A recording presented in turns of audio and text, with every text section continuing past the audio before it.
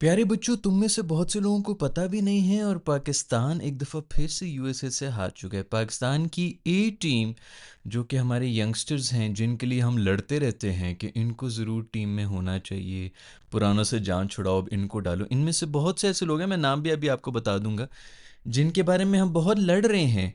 वो भी यूएसए से हार चुके हैं। दो एक दिन पहले ये सब कुछ हुए, दो मैचेस इनफैक्ट हम हार चुके हैं जो टूर्नामेंट हो रहा है पाकिस्तान ए टीम का। बाकी भी दुनिया की रेलू कट्टी जो टीम्स हैं, ए टीम्स हैं, वो सब आई नहीं हैं। प्रॉब्लम सिर्फ ये है कि चलो बाकी तो ए टीम्स हैं जो भी हैं, यूएसए जैसी टीम की भी जो ए टीम बल्कि बी टीम, शिकागो के नाम से कोई क्लब है, उनसे भी जलील होके हारे हैं। 200 रन मारे हैं उन्होंने और हमारे चीते 100 ऑल आउट नहीं हुए। इतनी बेइज्जती हम ना, भाई इज्जत बचा ली हमने। 8 रखे हुए थे, 8 आउट हुए थे और पूरे 20 ओवर खेल के आए। हमारे पैसे हमारे पूरे हो गए। 20 ओवर हमने अगर उनको बॉलिंग कराई है, उन्होंने भी हमें 20 ओवर बॉलिंग कराई है। ये हमारा हिसाब रहा है शिकागो की एक क्लब टीम के हाथों। 200 खाए, 100 पता नहीं 18 एक रन पे T20 आई के अंदर हार के साइड पर हो गए। अब मैं बताता हूँ कि टीम के अंदर हैं कौन कौन। यासिर खान साहब हैं जो कि ओपनर हैं, इनके बारे में बड़ा कह रहे हैं, बड़ा ज़बरदस्त बहुत टैलेंटेड ओपनर है। ख्वाजा नाफे हैं, याद है आपको फेसबुक के ऊपर तस्वीरें, ये वो viral video, no look shot, छक्का फलाना, पता नहीं क्या कुछ वायरल हो रहा था सोशल मीडिया। सेलिब्रिटी हैं हमारे। अब्दुल समद साहब हैं, उनके ऑलराउंड परफॉर्मेंसेस के बारे में हम आई डोंट नो कितने सालों से चीख रहे हैं कि उनको टीम में होना चाहिए। उनको वाकई टीम में होना चाहिए इस परफॉर्मेंस के साथ। इरफान खान न्याजी हैं, जिनकी फिटनेस की कस्में लोग खा खा के कि भाई वो ज़मीन के अंदर डाइव ऐसे मारता है, ज़मीन में गाड़ जाता है, पूरा अंदर से ड्रिल करके बॉल निकाल के बाहर ले आता है।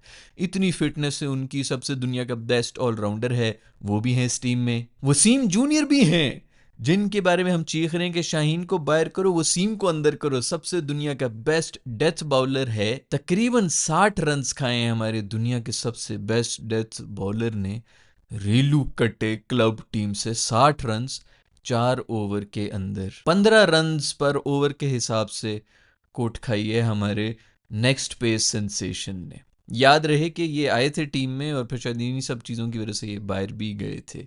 हालात बहुत ख़राब हैं दोस्तों। हम जिनके लिए लड़ रहे हैं वो भी हमें जलील करने के लिए तुले हुए हैं। उसके अलावा उबैद शाह भी हैं, नसीम शाह साहब के भाई हैं।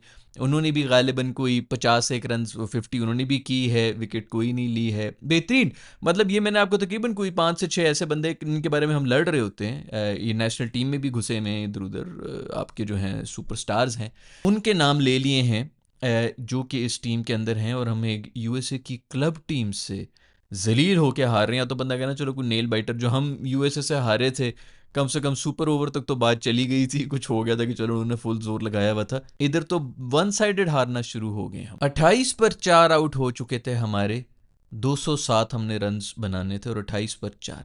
हमारी बारी में चूंकि पिच चेंज हो गई थी, हम कंडीशन से अभी तक मानूस नहीं हो पा रहे हैं। हमारे प्लेयर सीरियस ही नहीं है भाई। 28 के ऊपर 4 इसलिए आउट हो गए। हम थूकते हैं यार इस किस्म की बी ग्रेड मैचेस के ऊपर। भाई हमें नेशनल टीम के अंदर डालो, हम नेशनल टीम मटीरियल हैं और हमें जो है हमारे साथ नाइंसाफ़ी हो गई है, हमें आगे नहीं बढ़ने दे रहे हैं, इन सब ने जो हमारे रास्ते बंद किए हैं। तो ये हमारी टीम सीरियस ही नहीं है, इसलिए हम लोग 4 आउट हो गए थे 28 पे। कोई कीवी बॉलर हैं जिन्होंने न्यूजीलैंड की तरफ से बॉलिंग शॉलिंग कराई हुई है। हम गोरा अगर आ जाए बॉलिंग पे, हम वैसे ही वाह वाह में चले जाते हैं कि वाह यार गोरा साहब आ गए, गोरा साहब हैं, ये तो बहुत ज़्यादा प्रोफेशनल होंगे।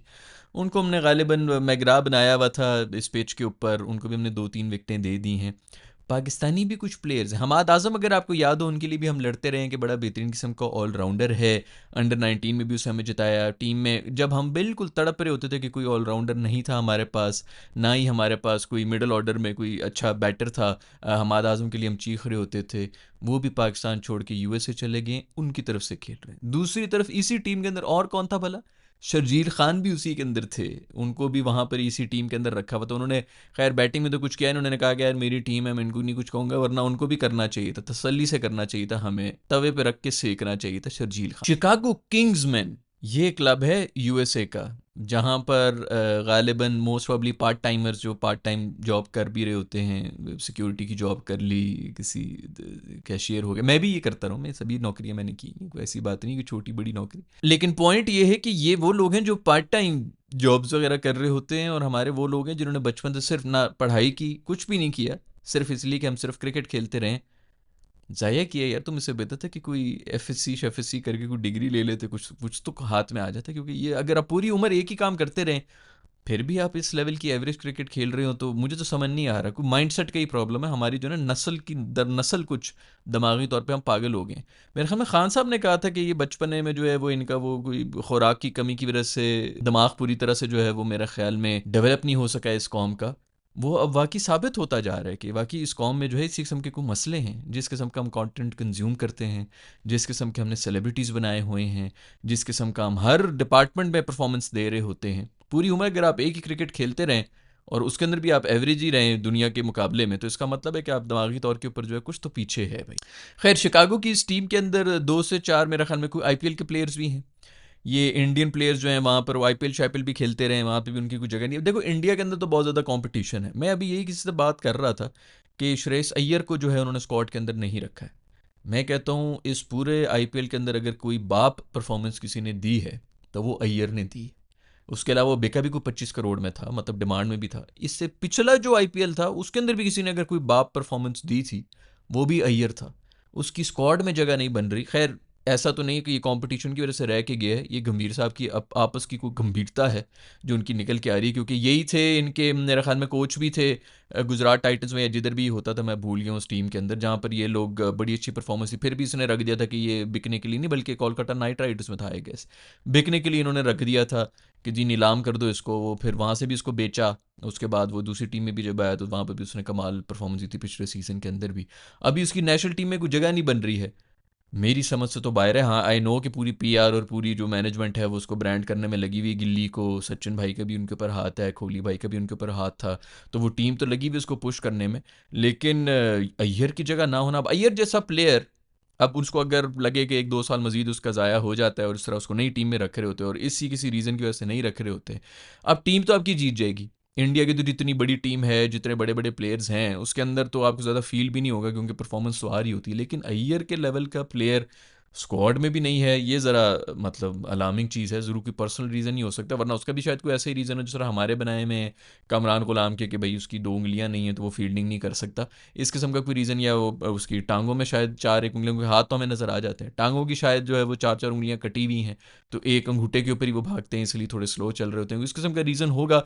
अदरवाइज अब अय्यर जैसा प्लेयर, चलो अय्यर ना भी हो, इससे कोई थोड़ा सा निचले लेवल का भी अगर प्लेयर हो, ऐसे अभी भी ये जो टीम शिकागो ने जो हमें हराया है, कोई 4 एक पाकिस्तानी इसके अंदर हैं और 4 एक इंडियंस भी इसके अंदर हैं, तो आपकी 8 9 बंदों की तो टीम वैसी आराम से बन जाती है। अब इसी के अंदर अगर आप वैसे हिसाब लगाएं, 4 से 5 आराम से प्लेयर्स इंडियन निकल के आ सकते हैं यूएसए के पास। अब ये तो ये एक क्लब की बात हो रही, पूरे यूएसए की अगर बात हो तो 4 तो आराम से वो ए लिस्टर बेहतरीन किस्म के क्रिकेटर्स पकड़ सकते हैं इंडिया से।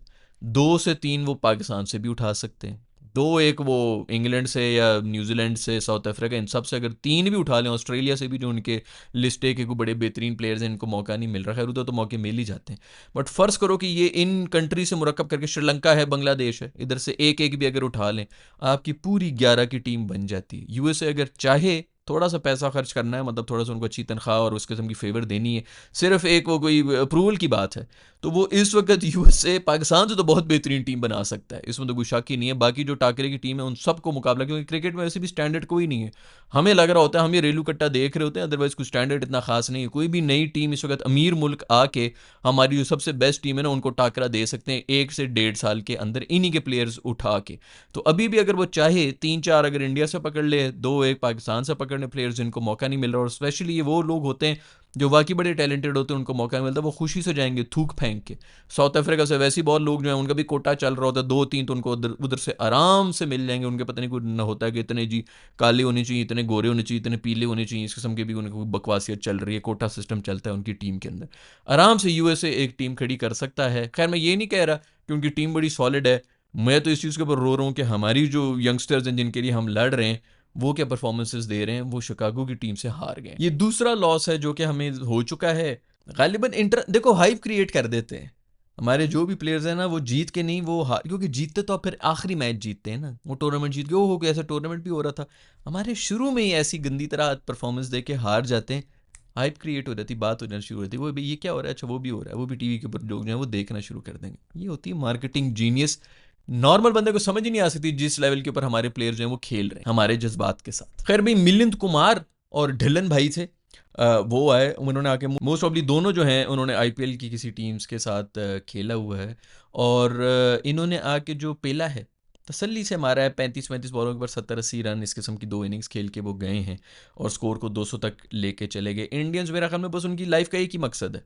इंडियन टीम में जाए ना जाए किसी तरह पाकिस्तानी टीम को ज्वाइन का। पहले भी वो जो इंजीनियर था वो हमें पड़ गया था वर्ल्ड कप के अंदर, मैन ऑफ द मैच ही बना था, उसने हमें जलील कर दिया था। अभी भी जो है यहाँ पर आके इनके इंडियंस हैं वो सिर्फ एक ही एम के साथ आते हैं कि हमने पाकिस्तानी टीम को नहीं, पूरा बचपन ये लोग, हम जिस तरह अपने वो अरूज को देखते हुए जवान हुए ना, उस तरह ये लोग पाकिस्तान से पिटते हुए देखते हुए जवान हुए हैं, और वो खुन्नस के साथ ही बैठे हुए कि इनको तो हमने नहीं छोड़ा। खैर अभी जो है नई इनकी टीम आ गई है, मोस्ट ऑफली इसमें वो कोहली और शर्मा और इस किस्म के लोग नहीं जिनके हमारे प्लेयर्स माशाल्लाह फैंस थे, वो एज अ फ़ैन ही खेलने के लिए जाते थे कि हमें तो आपके साथ मंच शेयर करने का बहुत मौका मिल गया, हम इसी पे बहुत खुश हैं। वो इसी पे खुश थे कि हम इनके साथ खेल रहे हैं, अपने जो हमारे जो सेलिब्रिटीज़ हैं हम उनके मुकाबले में आए। में नहीं, नहीं सर, ऐसे तो नहीं हो सकता।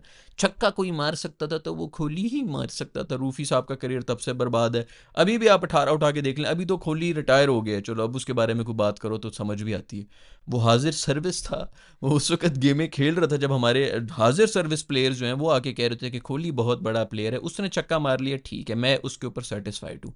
ये रज़ाक सकलैन वगैरह बाकी मैं को बड़े उनके तो नाम ही नहीं ले रहा, जो हमारे उस वक्त जो ओके प्लेयर्स थे, वो भी खैर अभी तो हमारे प्लेयर से बहुत बेहतर है, लेकिन उस वक्त के भी जो ओके प्लेयर्स है वो भी सचिन बच्चन को जो है कम से कम उस वक्त कुछ नहीं कह रहे थे। अभी अगर जो भी कह रहे हो, उस वक्त सब चढ़े हुए होते थे, यही कह रहे थे कि मैंने विकेट लेनी, बल्कि रज़ाक तो और सकलैन ये लोग तो लड़ रहे होते थे कि इसकी विकेट हमने लेनी।